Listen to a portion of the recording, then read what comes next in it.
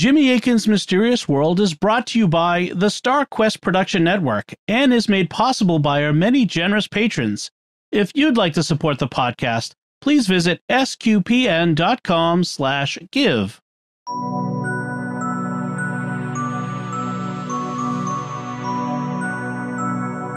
You're listening to episode 261 of Jimmy Akin's Mysterious World, where we look at mysteries from the twin perspectives of faith and reason. I'm Dom Bettinelli, and I'm joined today by Jimmy Akin. Hey, Jimmy. Howdy, Dom. Folks, this is an episode we recorded a few months ago to thank our patrons at patreon.com/StarQuest for their generosity in making this and all our shows at StarQuest possible. We gave them early exclusive access, but now we're sharing it with you to show you one of the benefits of being a patron. So, Jimmy, what are we going to be talking about today?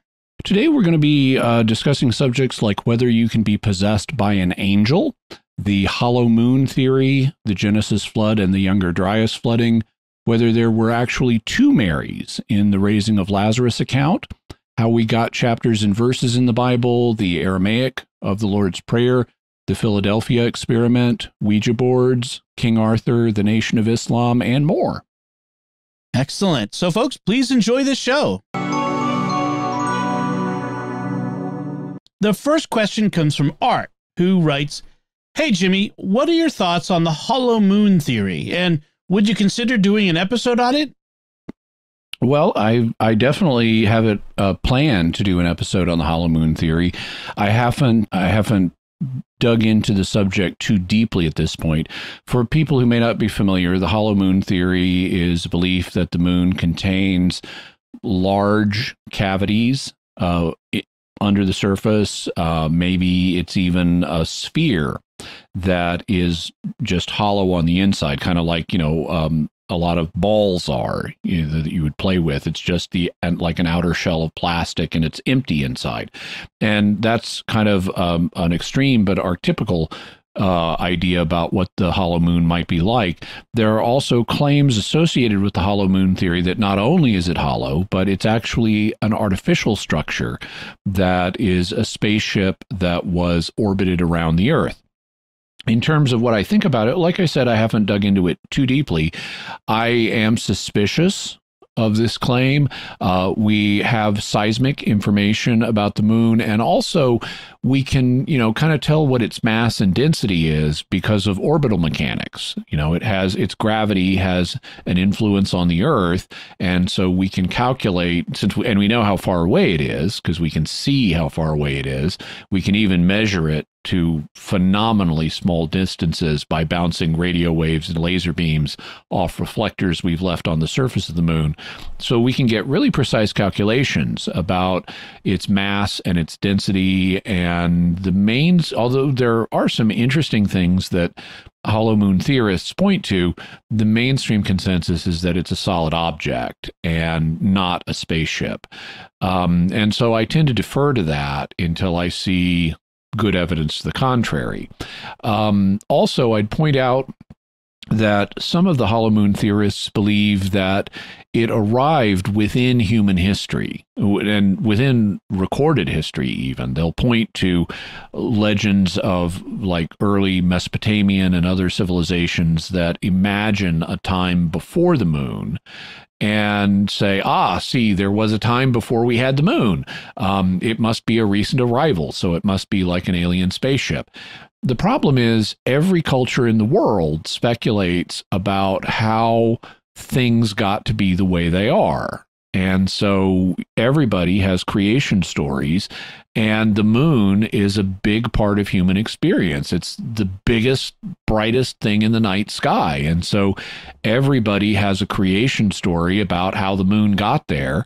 And thus everybody imagines a time before there was a moon, simply because, well, if the moon was created at some point, that means there must have been a time before the moon. And so I don't think that these folkloric tales have particular evidential value. They're just a natural consequence of people having a creation story about the moon. It doesn't really mean that there was a time in human history before there was a moon. Also, various life forms have biological cycles that are tied to the lunar cycle, such as their reproductive schedules and things like that. And the only way you'd have life forms on Earth that are tied to the actions of the moon in the sky is if the moon has been there for evolutionary timescales, so that these creatures adapted to the presence of the moon and, the tides it causes and things like that over millions of years. So I think in particular, the idea of a recent arrival of the moon is contradicted by the scientific data we have. But we will have, until I'm able to do an episode on it, we will have links to information about the hollow moon theory, as well as information about animals that tune their behavior to lunar cycles. And Jimmy, everyone knows that the moon is actually a giant space dragon egg, as told us by the worst Doctor Who episode ever. one of the worst. I wouldn't say it was the worst. Famously, I did very much dislike that episode. So, All right. Our next question comes from Michael Huxley, who writes, not really a question, but there were 2 episodes I felt something was missing. In the Kabbalah episode, it was a fascinating history, but never really talked about how it became a Hollywood craze. How did that happen? And when Jimmy was interviewing his ghost hunting teacher, they talked about ghosts as recordings and mental cleansing. Jimmy's never talked about the faith perspective of ghosts as recordings, as I recall, just as the souls of the dead. What would the faith perspective on ghosts as place memories or recordings be? And how about the faith perspective on mental cleansing, not as a blessing or exorcism? Okay, so in regard to the first question, we touched at least briefly on how Kabbalah got popular in Hollywood because there is what's known as the Kabbalah Center in Hollywood. It was started by a particular group of Kabbalah enthusiasts in the Jewish community to popularize the knowledge of Kabbalah in the Hollywood community, and that's the real origin of how it became popular. We didn't go into it in depth, the history of the Kabbalah Center, but it's basically the Kabbalah Center that's popularized it there. When it comes to the second question, it's not ghosts that are recordings. Ghosts are the spirits of deceased people. What is, in parapsychology, what's regarded as a place memory or a recording is a haunting. And it's thought that hauntings are not actually the souls of people. It's just a psychic impression that's left on a place by someone when they were alive. So hauntings are not evidence for survival beyond death. It's like if you live in a house for decades, the house might be able to pick up an impression. You might leave, like let's say you got a staircase, you walk down the staircase all the time, you might leave a psychic impression walking down that staircase, and then when you move out of the house, people who are sensitive to this could pick up on that impression of you walking down the staircase, and they just see you walking down the staircase repeatedly. You don't do anything else. You may be still alive. You may just be living in a new house somewhere, but you left a recording or impression in your previous house, and that's what the haunting is. From the faith perspective, there's nothing in the faith perspective that says people can't leave psychic impressions in places. There's nothing that either supports or contradicts that. So that would be a matter for science, specifically the science of parapsychology, to investigate and determine, just like the sciences look at other natural phenomena. So there's no contradiction to the faith there. In terms of so-called cleansing efforts, like Lloyd talked about in the case of one haunting, he noticed the child in the room had some Star Wars stickers, and so he pretended to be a Jedi and waved a lightsaber around and to basically disrupt the haunting. Because if you have a recording, it should be possible in principle to disrupt the recording. It's like if you have a magnetic cassette tape, you can take a powerful magnet and run it over that tape and erase the recording. In fact, radio stations back in the day, Now everything's digital, but back in the day, they would have big, powerful handheld electromagnets that you would wave over tapes, and so they could recycle the tapes by erasing the recordings on them. You can do the same thing with videotapes, and presumably, if there's some recording medium, some method by which this psychic impression is laid down in a location, it would be possible to disrupt it. And one way of disrupting it might be having a priest come over and bless it. Another way of disrupting it might be having an exorcism, although you wouldn't really need one because it's a recording, it's not a demon. But people have tried various methods of trying to disrupt the recordings so that they don't bug people. If you don't want to constantly see this creepy person walking down your staircase, you could do something to try to disrupt that recording and not be bothered by it anymore. And people who have tried these, they often call it cleansing, but it's really disrupting the recording. And people have reported success with doing that. In fact, Lloyd reported that he had some psychics with him, and after he did his lightsaber disruption, some of them came in, or at least one of them came into the room and said, "What did you do? It's not here anymore." So they do report success with it, and there's nothing from the faith perspective that says you can't disrupt a recording, whether it's a psychic recording or a magnetic recording on a tape. All right. The next question comes from Adam Gettelfinger, who writes, Jimmy, do you think there's any connection to the flood in Genesis with the young Dryas flooding of approximately 14,000 years ago?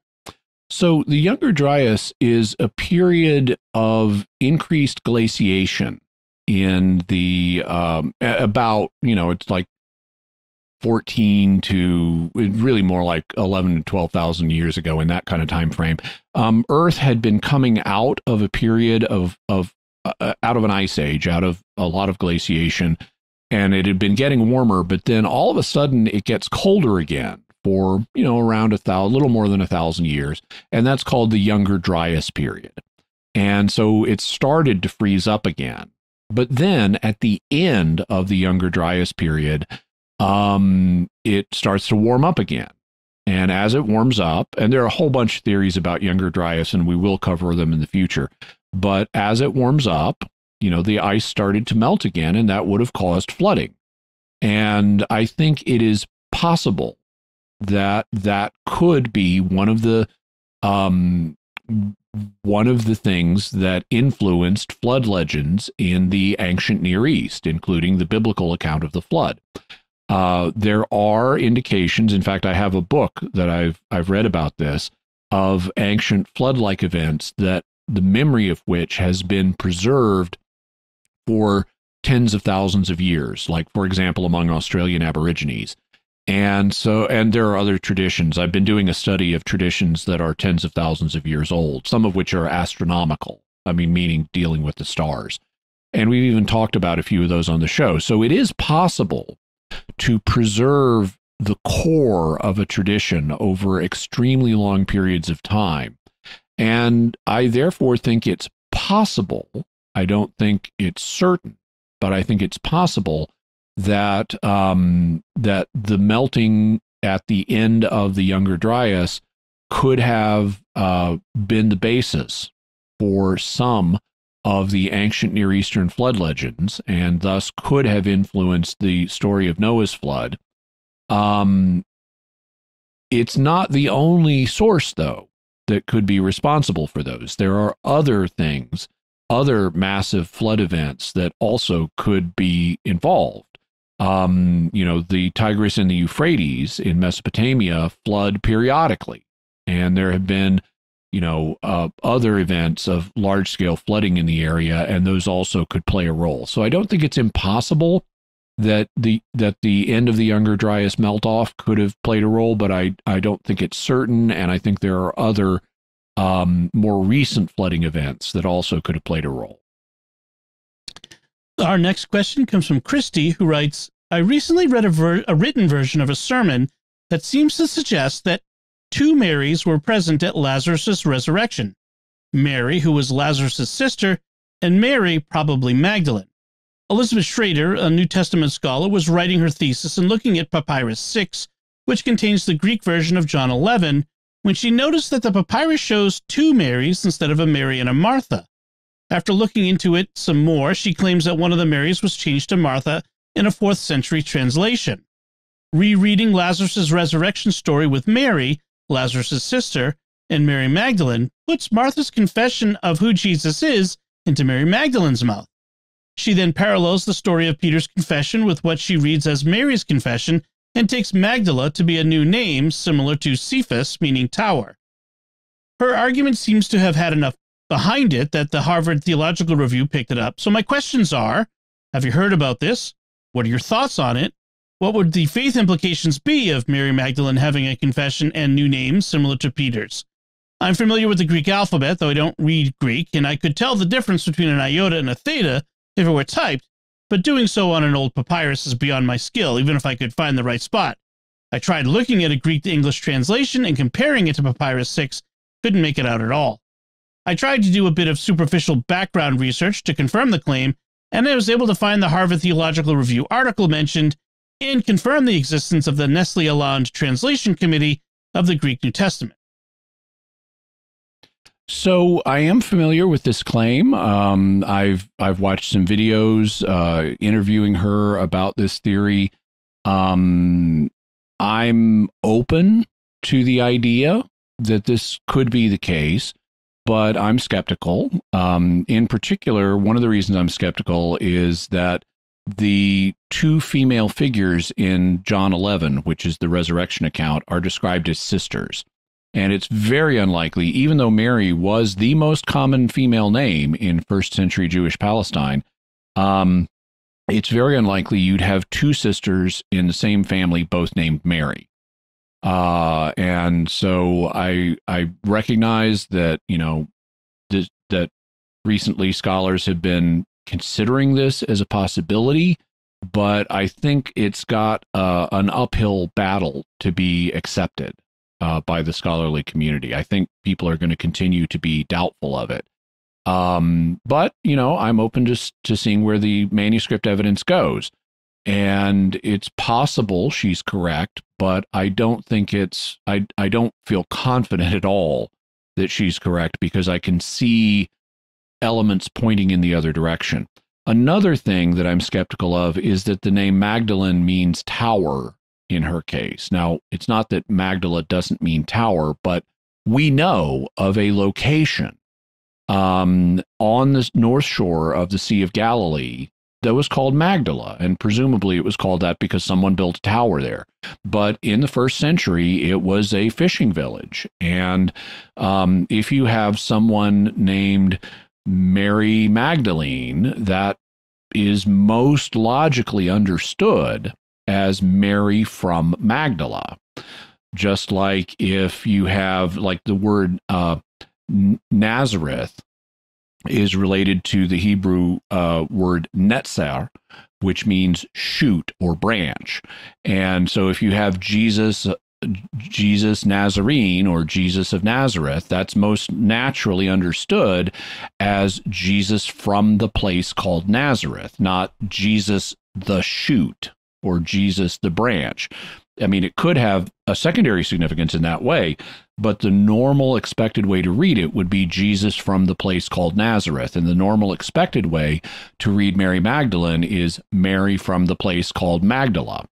So I'm skeptical of various elements of this. It doesn't really have any faith significance because the specific identities of individuals mentioned in Scripture, especially individuals who don't have a role in the church, and we're not talking about St. Peter or one of the 12 other individuals mentioned in the New Testament, are of historical significance, but it's not really an item of the faith that Mary of Bethany, which is this woman's other name, and Martha were two individuals who had exactly those names. If it turned out, one, we have other evidence for the existence of them as the two sisters. They're mentioned in Luke's gospel, for example. And if it turned out that John 11 had was really about two Marys and not Mary and Martha, then okay, that would be an interesting fact, to take into account, but it wouldn't really affect the substance of the faith. All right. Our next question comes from AJ Beals, who asks, what is Jimmy's preferred pipe tobacco or tobaccos? Well, it's a little hard to answer that because what most tobacconists do is they will purchase tobaccos from a supplier, and then they apply a locally chosen name to them. So the manufacturer has a product name that the customer normally doesn't encounter. This is at least the case for bulk tobaccos. Now, if you go into a pipe shop, they'll have like little commercial tins of tobacco, and I tend not to get those. I tend to purchase tobacco by the pound, and they just put it in a plastic bag, and it's got a locally chosen name after it, attached to it. So I have no idea what the manufacturer name is because the tobacconist himself picked the names that he was going to market the different brands under. What I can say is that there is, and I do get my tobacco from actual tobacconists. Number one, it's very hard these days to find tobacco in a supermarket or a drugstore. I remember when I was a kid, I could go into some, supermarkets and drugstores, and they would have long shelves of different kinds of pipe tobacco. Like even two long shelves of pipe tobacco. But it's almost impossible to find it. It's at least very difficult to find in supermarkets and drugstores these days, and it's lower quality. It tends to have sat on the shelf for a long time. The packages are not that great in terms of insulating it, and so it tends to dry out and can go stale. So I tend to get my tobacco from actual tobacconists. What I can say is that one type, I sort of have two preferences. One type is here in San Diego, it's marketed under the local name Better Than Captain Black. Now, Captain Black is a dime store, drugstore quality tobacco that you would frequently see. It started in the 1970s. It became very popular. It became the most popular, supermarket type brand of pipe tobacco in America. And so it's one of the few that you can still sometimes find in a supermarket or a gas station or a drugstore. And so what Better Than Captain Black is a type of tobacco that is similar to Captain Black, but better. It's made with better ingredients, it's fresher, and so forth. And one of the things I like about it is it burns very smoothly. It doesn't burn hot, which some pipe tobaccos do. Some burn cooler and some burn hotter. So that's one kind of pipe tobacco that I like. I also like some pipe tobaccos that are sweeter, that have elements of flavor notes of like fruit in them. So cherry, strawberry, blueberry, things like that. And some of them do burn a little hotter. So I don't, because the flavorings you add affect the temperature at which a tobacco burns. So I do like some of the kind of sweeter, more fruit flavored tobaccos, but some of them burn a little hot for me, and so it just varies. Our next question comes from Paul Bauer, who writes, what is the history of the chapter and verse designations in the Bible? And what part of the Bible would you renumber? Well, okay, so with the exception of the book of Psalms, which has always had the numbers in it, at least as far back as we can tell, or at least if not the numbers, it's been divided into chapters from time immemorial. The other chapter divisions were added by the Archbishop of Canterbury, a man named Stephen Langton, who lived between around 1150 AD and 1228. AD. So he was kind of the last part of the 12th century, the beginning of the 13th century, and he was the Catholic Archbishop of Canterbury. And for a long time, it was just chapter divisions. They didn't have verse divisions. Over time, a variety of different schemes for verse divisions were tried. The one that we find in modern Bibles was developed by a French Protestant gentleman named Robert Estienne, who lived in the 16th century. He was born in 1503, he died in 1599, and he published an edition of the Bible containing verse divisions in 1551. And the verse divisions, made it a lot easier to find exact passages quickly. So they were popular. I mean, that's why people were trying different schemes of them. And the one that Robert Estienne introduced in 1551 eventually became the standard that's used by publishers today, for the most part. In terms of where I would revise things, I'm sure there are any number of places, but two occur to me right off the top of my head. One of them is I would change the break between Genesis 1 and Genesis 2. Because if you read Genesis 1, it describes the first 6 days of creation. But at the beginning of Genesis 2, it describes the 7th day of creation. And then the second creation account starts in Genesis 2, verse 4. So this doesn't make any sense. The 7 days are clearly one literary unit. They're meant to go together. And so I would move the boundary for chapter 1 from after the 6th day to after the 7th day. So I would begin Genesis 2 with what is currently Genesis 2:4, which is where the second creation account begins, in order to keep the 7-day literary unit together. Another place that I would change the chapter division is at the other end of the Bible. It's in the book of Revelation. There, I would change the chapter break between chapters 13 and 14. The reason is, at the end of chapter 13, we have the introduction of the number and mark of the beast. And people stop reading because it's the end of the chapter. And if they kept reading into chapter 14, they would learn that the mark of the beast is immediately contrasted with the mark of Christ's followers. And so because they tend to isolate the mark of the beast, they think it's literal, like there's going to be a literal mark or a literal chip or something that people have. Whereas if you read it in context of, you've got the mark of the beast, and then you've got the mark of Christ, well, it's clear the mark of Christ is an invisible spiritual mark. And so that's what the mark of the beast is too. It's not a literal tattoo or a literal chip or anything like that. It's an invisible spiritual mark, the same way the mark of Christ on his followers is an invisible spiritual mark. And so by having that chapter division there, it separates these two things from each other when people read it, and it thus obscures the meaning. So to help bring out the meaning better, I would rearrange the chapter divisions so that you get both the mark of the beast and the mark of Christ in the same chapter.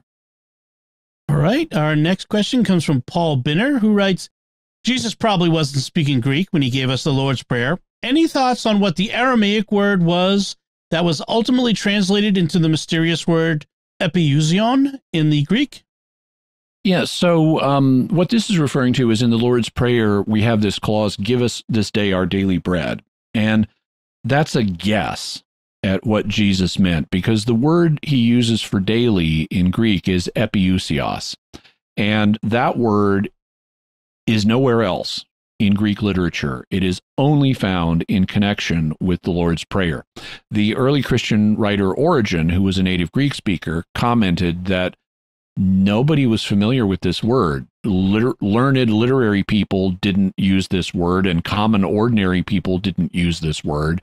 And he speculated that the evangelists coined it when they were writing their Gospels, because it did not exist in previous Greek. And so exactly what it means is kind of a mystery. And there have been a bunch of translations like Maybe it means the bread we need, or the bread for the future, or the bread for tomorrow, or the bread for the next day, or in Latin, they didn't know what, Jerome didn't know what it meant either. He translated it as supersubstantial, which probably, according to some, means like our supernatural bread, which could be a reference to the Eucharist. But it's mysterious. Now, in terms of what the Aramaic word might have been, we'd have a better idea if we knew what the Greek word meant, but we don't. And without knowing what the Greek word means, it's kind of hard to back translate it into Aramaic. But we do have a possibility, because there were translations of the New Testament, including the Lord's Prayer, into Aramaic early on. The most famous is a translation of the New Testament known as the Peshitta. And so, for example, you can look in the Peshitta or in other early Aramaic translations of the Lord's Prayer and see what word is used there. And the word that's used is mahar. Mahar means tomorrow, or the next day, or the future. And so you could translate this clause, give us today our bread for tomorrow, or give us today our bread for the next day, or give us this day our bread for the future, or give us this day our future bread. Things like that. The difficulty, though, is these Aramaic translations were made after the Greek New Testament was written. And if the authors of these translations were translating the way modern translators do, and if they didn't know what epiousios meant because it was not a word in Greek at the time, they would be guessing that what Jesus meant was mahar. So it could be no more than a guess, just like they could be in the same situation we are. On the other hand, it is possible that the Aramaic of the Lord's Prayer was remembered in Aramaic-speaking Christian communities, and so it could be that even though for most of the New Testament, they were back translating from Greek into Aramaic, when they came to the Lord's Prayer, they had a memory of the prayer, and therefore were not relying on back translation, but on their memory of how they maybe said it in their liturgy. And so it could be that the word mahar is the correct word, but we're not sure and we can't prove it for certain. Our next question comes from Nicholas Swoboda, who writes, I suppose this isn't exactly a mystery question, but how should we refer to Benedict XVI now that he's entered into his reward? Is it most appropriate to continue to refer to him as Pope Emeritus, or do we revert back to plain old Pope? We revert back to plain old Pope. That's what we do with every other Pope in history, even the ones that resigned, like Celestine V. We just call him Pope Celestine V today. We don't say Pope Emeritus Celestine V. The Emeritus title is useful when a pope has resigned and is still alive, because it tells you he's not the pope right now. And so it's useful while he's still alive, but it loses that usefulness once he's dead. Everybody knows a dead pope is no longer pope. So the fact he's dead tells you he's not pope now, and you don't need the word emeritus. It's superfluous at that point. And so the historic pattern of referring to a retired pope who's deceased as pope, just like we refer to all other deceased popes, would seem to be the obvious way to go. Our next question comes from Lauren, who writes, we've all heard about demonic possession, but what about angelic possession? Theoretically, angels aren't any less powerful than demons, which means they should be able to possess a human if invited, and there was some compelling need, yet I can't think of a single instance of this happening in the Bible. What say you, Jimmy? Can angels possess humans, and if so, why do they seem to abstain from the practice? Well, you're right. There don't seem to be any cases of angelic possession in the Bible.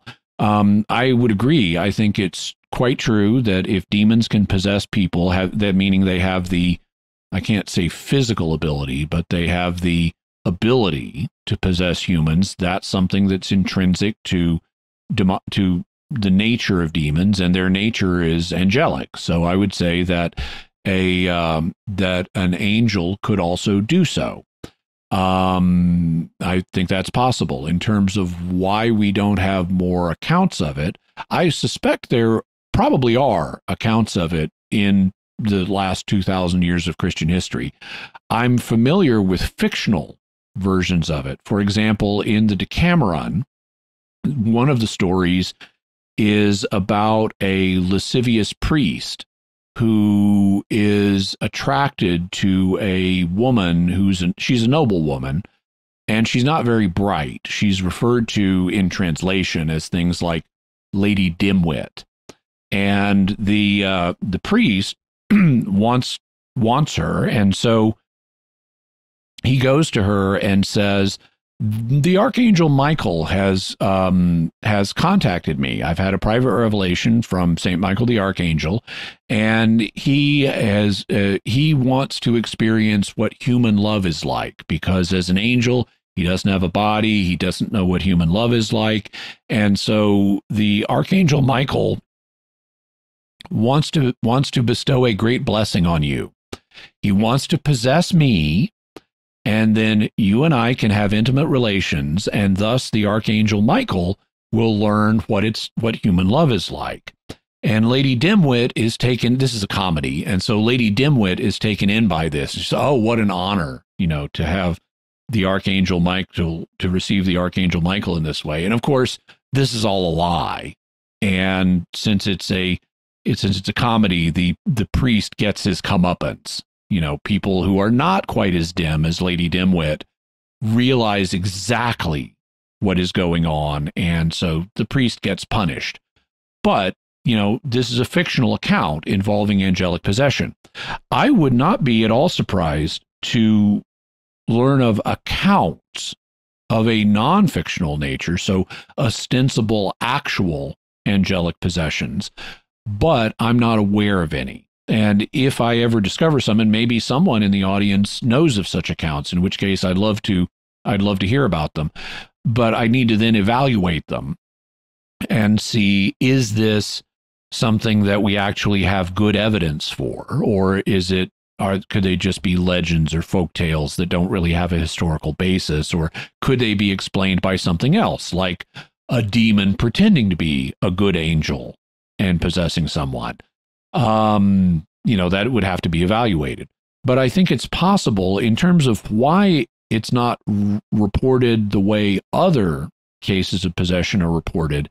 I would think it's because of free will, that even though demons cannot simply override our free will, they can't just utterly remove it. Demons are bullies, and they don't really care about your free will. They just want to torture you and cause problems. And whereas angels don't want to do that, the good ones will respect that God gave you free will, and therefore they're not going to interfere with that. They're not going to try to seize control of you. And what would happen if you voluntarily let an angel in control? Well, that might be possible, morally speaking, if there was a special reason that you needed an angel inside of you to do something. But that doesn't seem to happen very often, if at all, and so we don't see that happening very often. There's also no custom of Christians asking angels to come into them and take control temporarily. So I think between the absence of a need for that happening and the absence of a custom, and the possibility that it might just not be God's will for this to ever happen, we don't see it happening. Incidentally, another a case, this is another fictional account, but there in Star Trek Deep Space Nine, there's an episode, I want to say it's called The Reckoning, but I may be misremembering. But you have these angelic beings known as the prophets, and you have their opposite, who are demonic beings called the Pa-wraiths. And in one episode, you have a Pa-wraith possess involuntarily. So this is effectively a demon possessing Jake Sisko, the son of the station's commander. And to battle the Pa-wraith that's in Jake, one of the prophets, so an angelic being, possesses Major Kira, who voluntarily lets the prophet possess her so that it can do battle with the demon that's in Jake. And so in this scenario, there is a special need for why Major Kira needs to voluntarily allow a prophet into her in order to have this prophesied battle that's in Bajoran prophecy. So I can imagine scenarios where there could be a need for an angel to let an angel into you, but that's a fictional scenario. I don't know whether that occurs in real life. Incidentally, while we're on the subject of possessions, there are reports that not only can angels possess someone, whether it's a good angel or a bad angel, there are reports of human souls possessing other people. That happens in some cases in transmediumship, and where a medium, and we've talked about mediumship, and we'll talk about mediumship more in the future, and the problems associated with it. But transmediums will sometimes invite a human spirit, or what they perceive to be a human spirit, into them to speak through them temporarily. But there's also involuntary possession by human souls in the literature. In Jewish literature, such a soul is known as a dibbuk. Dibbuks are departed human souls that are very attached to this life and want to seize control of living humans. This is also reported in Christian literature. In Christian circles, we don't tend to call them dibbuks, but there are reports of deceased human souls seizing control of a living human being for one purpose or another. And we will be talking, of course, more about possession and dibbuks in future episodes. Jimmy Akin's Mysterious World is also brought to you by Fearvento Law PLLC, now assisting clients with expungements and set-asides of Michigan convictions. To learn more, call 231-202-3321 or go to fearventolaw.com, FIORVENTO law.com. And by DeliverContacts.com, offering contact lenses at low prices with free delivery. Visit DeliverContacts.com.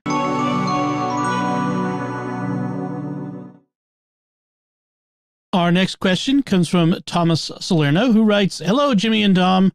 I'm sure this is on the big topic list for future episodes, but I was interested if Jimmy had any preliminary thoughts on the so-called Philadelphia experiment, a World War II mystery that has interested me for many years. Thanks." Yeah, so I'm familiar with the Philadelphia experiment. We'll have a link to it for people who'd like more information. It allegedly was an experiment that was performed in kind of the mid-20th century by the U.S. Navy, and it involved either, depending on whose story you credit, it involved either trying to teleport a ship from one location to another, or make it invisible, or maybe they were trying to make it invisible and then it teleported, stuff like that. And it injured the people who were on board the ship. Some of them died, some of them went crazy, things like that. It is on the list for future shows, and I have actually read a good bit about it. And the indications are, spoiler warning, it's a hoax. The stories connected with it are not properly sourced, and they appear to be the creations of a gentleman. He went by more than one name. The name is his name in English was Charles, and I'm Charles Allen, if I recall correctly. And he also went by a Spanish name of Carlos Allende. But it appears to have all been fabricated by him. But it's still an interesting story, and we can talk about it in the future. Our next question comes from Mokabel, who writes, "Hi guys, question. Though using a Ouija board will never be an option for me, I'm curious about your thoughts regarding any actual spiritual dangers it might present. Is it a doorway to the hellmouth?"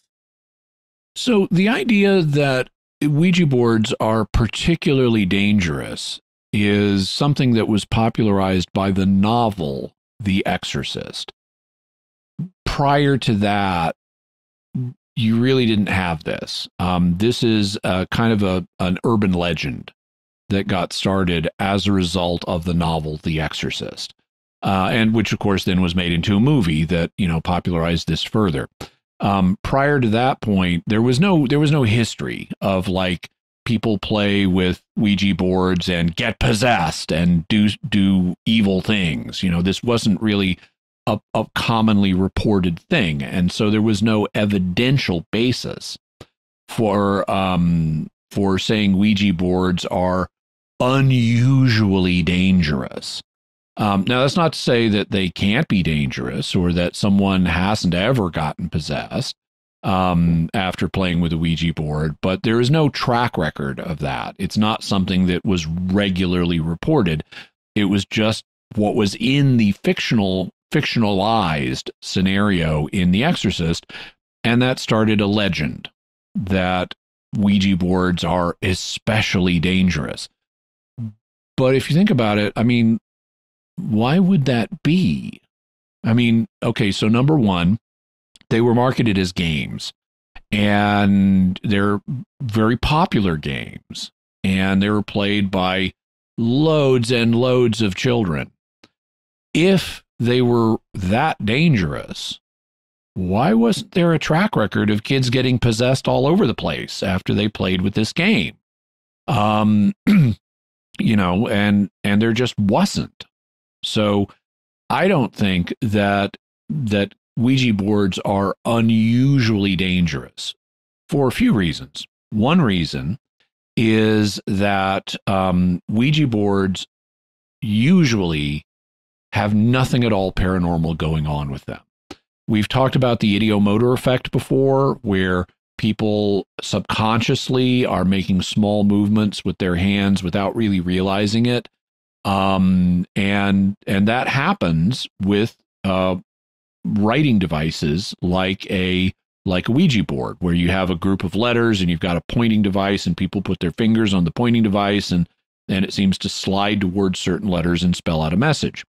Okay, normally that's the ideomotor effect. It's one of two things. It's either the ideomotor effect, which is, purely natural, or one of the kids is deliberately pushing it so that it goes towards certain letters and spells out a message the kid wants it to spell out. So most of the time, I don't think anything paranormal is happening with a Ouija board at all. It's either ideomotor effect or hoaxing by one of the kids who are playing with it or other people who are playing with it. It is possible that sometimes you might contact a ghost with a Ouija board. That's what these people are ostensibly trying to do. And sometimes it might work because sometimes God allows contact with ghosts, even when people are contacting ghosts in ways that they're not supposed to. Like when King Saul goes to the Witch of Endor and contacts the ghost of the prophet Samuel. And both 2 Kings, where this happens, and the book of Sirach confirm it's really Samuel. It is not a demon pretending to be Samuel. It's Samuel. And so God does sometimes allow people to contact deceased spirits, even in ways that they're not allowed to do.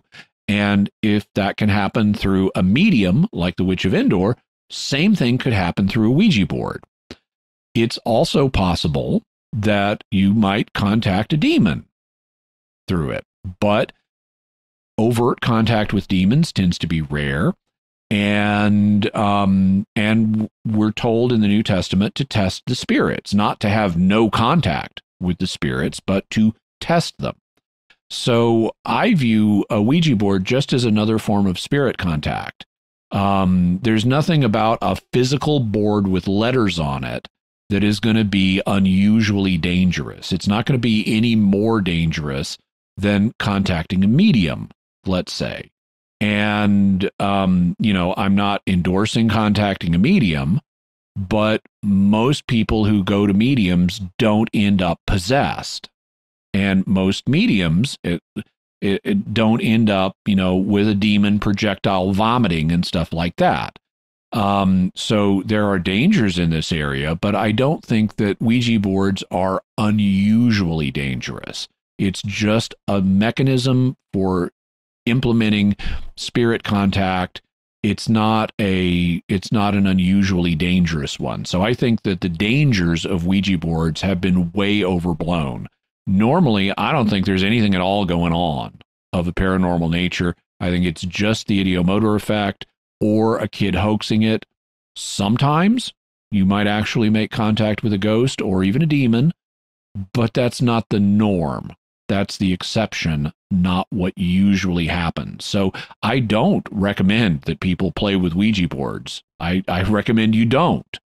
But I also don't think that the dangers, which are real, should be exaggerated. Okay, that's a good balance to way to approach that. And we don't need to be unusually afraid of Ouija boards compared to other things. Mm-hmm. I used to live in Salem, Massachusetts, where the Parker Brothers factory was that made Ouija boards. Which is kind of an interesting coincidence that it was in Salem, known for the witch trials and all that sort of stuff. They made a big deal out of it. Yeah. Our next question comes from Paula S. Welker, who writes, King Arthur, real person, complete legend, combination of both, which I assume is most likely. And if so, who might he have been based upon?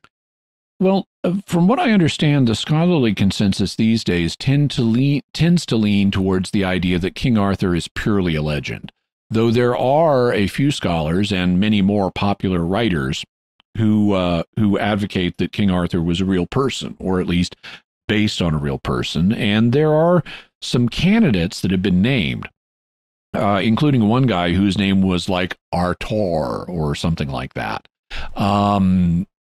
I haven't investigated the historicity of King Arthur in detail, so I don't really want to comment on it in depth, but we will have links to articles about King Arthur and the historicity of King Arthur so that you can read more, and we may well discuss King Arthur and his historicity in a future episode. I really hope someday that Prince William's son Arthur becomes king and does take the name King Arthur, because that would just be cool. It would be cool, but it's unlikely because he would be setting himself up for being criticized. Who does this guy think he is? Exactly. That's like why no pope, even if his name is Pietro, is gonna take the regnal name Peter. Peter the Second. Because who do you think you are? Right. Our next question comes from Jenilyn Martinez, who writes, Hi, Jimmy. I'd love it if someday you could use your research skills to find out who the founder of the Nation of Islam really was. From what I've heard, no one's entirely sure what race or nationality he even was. Yeah, so we'll have links to the Nation of Islam and to the guy who founded it, whose name was Wallace, or who called himself Wallace Fard Muhammad. He claimed to be from Saudi Arabia, but the actual evidence suggests that he was really from, if I remember correctly, it was like New Zealand or someplace. He also wasn't actually black. He appeared to be a white man who was trying to pass as black. And it was noted that his fingerprints were identical to a convict named Wallace Dodd Ford, who had been in prison in the United States. So that all of that is disputed by members of the Nation of Islam. They say he wasn't a white guy. He wasn't a New Zealander. He wasn't Wallace Dodd Ford the convict. He was a black guy who was a prophet and so forth. but the actual evidence would point towards him being Wallace Dodd Ford. And we may well look into him in a future episode. I definitely plan on doing a future episode on Malcolm X. And so we will be talking about the Nation of Islam in the future. And we may do multiple episodes on the Nation of Islam because there are a number of mysteries connected with it. And I'm sure we'll have opportunity to discuss the identity of its founder, Wallace Fard Muhammad. Our next question comes from Chris Buston, who writes, "Hi, Jimmy. I'm a new Catholic convert, yet I would say that the topic of evolution still tests my faith the most. My question has two parts. First, is the amount of suffering, death, and genetic mutation involved in our long natural history incompatible with theism? Second, when Jesus refers to Old Testament characters like Adam and Jonah, he seems to be taking these events literally. Does that mean Catholics aren't permitted to view events like the creation, the flood, Jonah and the whale, and the Tower of Babel as allegories? Thanks so much." So in regard to the first question, I don't see the amount of suffering and so forth in the animal world as remotely incompatible with theism. Any amount of evil is tolerable if God has a good reason for it. Any amount of moral evil, any amount of physical evil. And according to the Catholic faith, the only reason that God tolerates any evil, either moral or physical, is because he's going to bring good out of it. It's right there in the Catechism of the Catholic Church. It says that. And so all of the suffering we see in the natural world, whether it's suffering that involves death or not, is something God will ultimately bring good out of, an equal or greater good. And so consequently, God has a good reason for allowing this suffering. Also, when you consider animals, I think there are a few additional thoughts that are relevant. They're not humans, so they don't have rights. God does have a good reason for allowing animal suffering. I think on balance, for the vast majority of animals, they have good lifetime balances. It's like, if you're a human being, let's say you have 80 years of life and you have a really happy life. And then in your last year of life, you have health problems that cause you to suffer. Now, this is an ideal situation, you might say, because we all have suffering at different points in our lives. But the point is, if I had 80 years of good life as a human, followed by 1 year of sickness and suffering, I'd say I came out on the plus side in terms of the balance. I had good times for 80 years and only 1 year of suffering. Well, the same thing is true, and that's an extreme case, but that's true of most humans. Most humans feel on balance life is worth living, even though it contains some suffering. And the same thing is true of most animals. So even though there are situations where animals do suffer, most animals find life worth living. And on balance, I think they come out on the plus side. There may be occasional animals that suffer so much and have so little good in their lives that wouldn't be the case, but that's going to be the exception rather than the rule. The rule is most animals, like most humans, find life good on balance. And if you have good on balance, you can tolerate some suffering. So there's a good reason, you're already compensated by the good you had in life. Then there's the question of, do animals have an afterlife? Because if they have an afterlife, then no matter what they suffered in this life, God can make it up to them in the next. Just like for humans, no matter what a human suffered in this life, God can and will make it up to the human in the next life. And if animals have afterlives, then the same thing would be true for them. In fact, we did a whole episode. It was episode 203.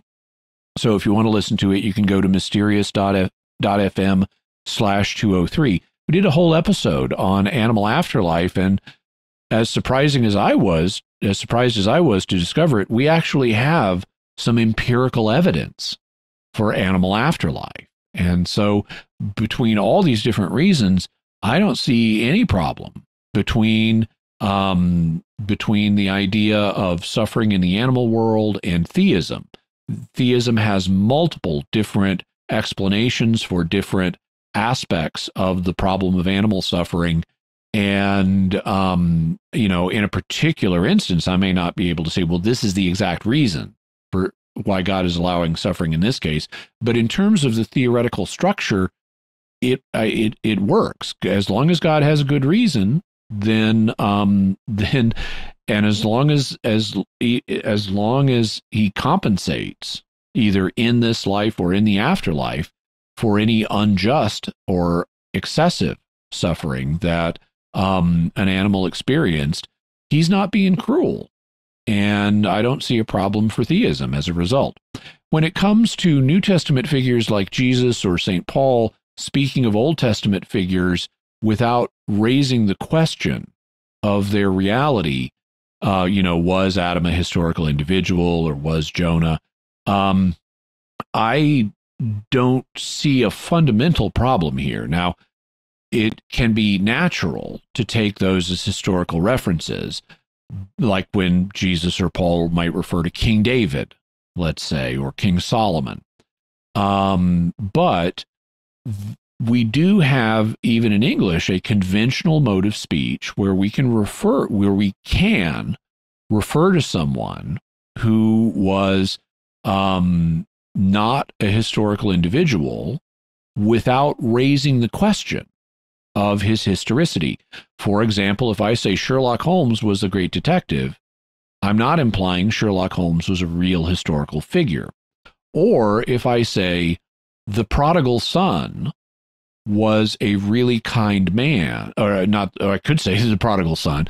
Actually, I was thinking of the Good Samaritan. If I said the Good Samaritan was a really kind man, or the prodigal son was lucky that his father received him back so generously, I'm not asserting that the prodigal son or the Good Samaritan were literal historical individuals.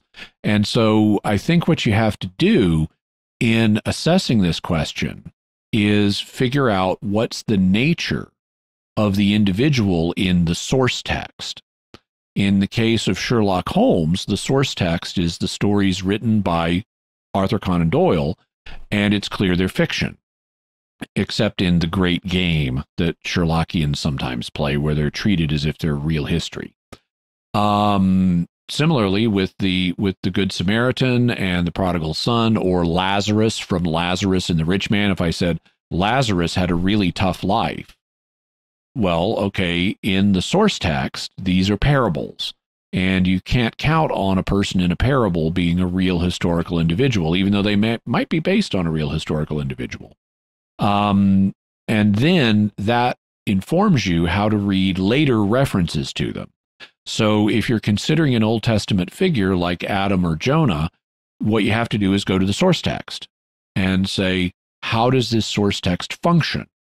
If the source text is meant to be literal history, then the historical figure is going to be real, and that informs you how to read later passages.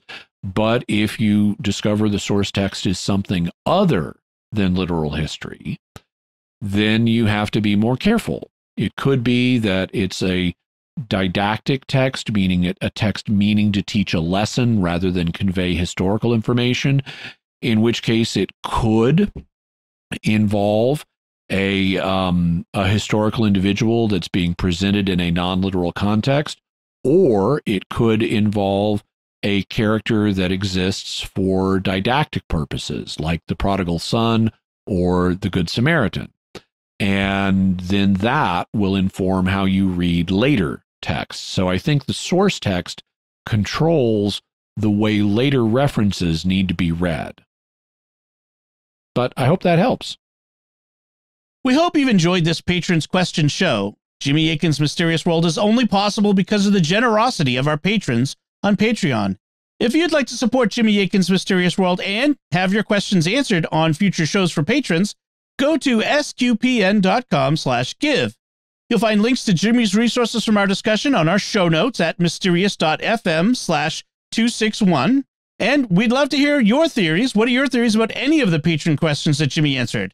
You can let us know by visiting sqpn.com or the Jimmy Akin's Mysterious World Facebook page, sending an email to mysterious@sqpn.com, sending a tweet to @mys_world, in the StarQuest Discord community at sqpn.com/discord, or calling our mysterious feedback line at 619-738-4515. That's 619-738-4515. And I want to say a special word of thanks to Oasis Studio 7 for the video and animation work they did on this episode. You can check out their work by going to my YouTube channel, youtube.com/Jimmy Akin, where we have the video version of the Mysterious World podcast. And the video actually adds a lot, so definitely check it out. And while you're there, I am trying to grow my channel. We're trying to get up to 40,000 subscribers, so I'd really appreciate it if you take a moment and subscribe and hit the bell notification so that you always get a notification, whether it's for Mysterious World or one of my other videos. Also, if you like and comment, that tells the algorithm that you like it and commented on it, and that'll tell the algorithm to share it with other people too. So that helps us out, and thank you. Jimmy Akin's Mysterious World is also brought to you in part by Catechism Class, a dynamic weekly podcast journey through the Catechism of the Catholic Church by Greg and Jennifer Willits. It's the best book club, coffee talk, and faith study group all rolled into one. Find it in any podcast directory. Jimmy Akin's Mysterious World is also brought to you by Tim Shevlin's Personal Fitness Training for Catholics, providing spiritual and physical wellness through personalized nutrition, workout and prayer programs, and daily accountability check-ins. Learn more by visiting fitcatholics.com. So, Jimmy, what are we going to be talking about next time? Next week, we're going to be telling you the story of one of the most famous psychological experiments ever.